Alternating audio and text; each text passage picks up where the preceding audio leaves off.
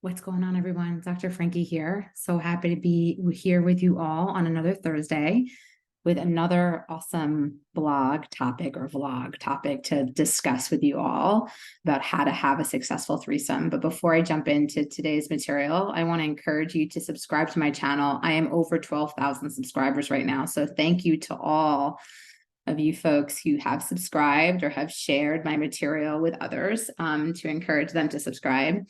I plan to continue to do this work, and I hope to get more and more information out there to folks who are better, interested in better understanding themselves, others, exploring maybe their own sexuality, or wanting to be better at communication, wanting to improve their attachment styles, and so on, all sorts of topics that I cover. And for those of you who are not familiar with me, I'm Dr. Frankie Bashan.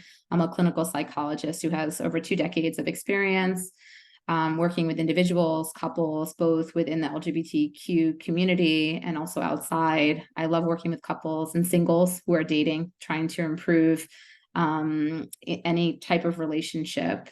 And I'm also a board certified sex therapist. So a lot of the material I put out there is around sex, better understanding ourselves and others sexually. And I'm also a matchmaker. Oh my gosh, there's a lot that I do. I've been matchmaking almost my whole life since I was a teenager. And I'm a CEO of 2 matchmaking companies, actually one, but one is for women interested in women. And that's littlegaybook.com. And the other one is Little Black Book Matchmaking for heterosexuals. Anyway, so enough about me. Let's just jump into today's topic. So how to have a successful threesome. One of the most classic and universal fantasies, and to some, the most taboo. Almost all of us have thought about the idea of a threesome at one point or another. For some of us, it's more than a fantasy. It's something we'd like to try for ourselves, but how do you manage to pull off having an actual threesome? And how do you make sure it's not wildly messy? Here's what I recommend for making your threesome happen successfully. Imagine your perfect threesome. As with any relational project that carries some stakes for your mind and heart, that is to say, all of them, it's best to go in with a clear idea, as clear as possible of what you want. When you imagine a threesome, what are you hoping for? Is this about adding a third person for one thrilling night to a pre-existing relationship? Do you fantasize about joining 2 strangers or at least casual partners? Would it feel affirming and exciting to have a threesome with existing friends or friends with benefits? Are there genders you specifically want to include? Oh my gosh, so many questions. What dynamics are you or a partner looking for in a threesome? Is the core of the fantasy about being at 2 other people's whim, or enjoying a new, novel third person and being in control? Are there actions you definitely want to try or have done to you, or that you want to avoid?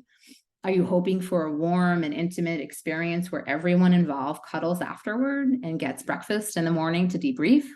Or are you turned on by the idea of a casual encounter, almost quasi-anonymous? Being clear about what you're looking for helps you communicate clearly and directly with other potential threesome partners, making it more likely you'll get what you're looking for, and so will they. Finding threesome participants. Arguably, more trepidatious than planning and executing a threesome is finding 3 people with the same vision who are all on board with it. While I won't discourage anyone who's starting from scratch, by far, the easiest way to get started on assembling a threesome is to have at least 2 people out of the 3 already on board, yourself and one other person. For many people, this looks like seeking a third person, often called a unicorn, to join you and an established partner that you're in a committed relationship with. However, that doesn't have to be the only arrangement. Perhaps you've been seeing multiple people non-exclusively as you casually date, and you'd like to have a threesome with one or more of your casual partners. Maybe you have a friend who's open to becoming a friend with benefits, a threesome being one of the potential benefits on the table.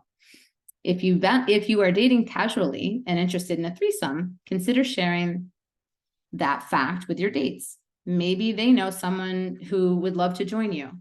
Once you have 2 people, including yourself, interested in a threesome, the key is to find a third.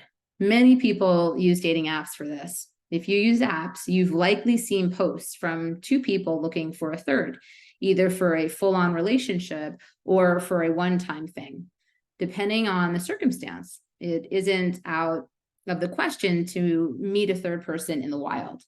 If you're at a certain kind of party or hanging out in a sexually open circle, it might not be impossible to approach someone in person as a couple. Just make it clear from the outset what your intentions are. It can feel like a bait and switch to feel like you're hitting it off with someone cute that you think might want to be your partner, only to find out they already have one and they're auditioning you for both of them. Manage your expectations, including your own. It's important to communicate explicitly and directly about wants, needs, expectations, boundaries, and desires before all sexual encounters. Yes, even casual sex. This is arguably even more important in the context of threesomes. If two of the people involved are in a couple, they have the privilege of knowing a lot of each other's backgrounds and likes and dislikes. The person joining in has none of that, right? And is in the vulnerable position of having to ask two new people to learn about and respect their boundaries. Because threesomes can, for some, carry some loaded connotations, even participants who are excited and enthusiastic could find themselves feeling jealous, unsure, fetishized, or needing a break in the middle of things. It's helpful to have very thoughtful and non-judgmental conversations up front, as well as establishing that consent can be withdrawn or change terms at any time without anyone getting upset or resentful. It can be hard to tell one person no, telling two people no, and feeling like you're ruining a fantasy can be even harder.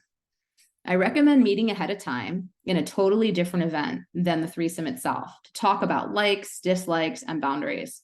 Ideally, you can make plans to talk in a comfortable, neutral location about each of your fantasies and hard boundaries and sketch out what everyone is looking for from the experience, with zero plans or expectations to have sex as part of that encounter.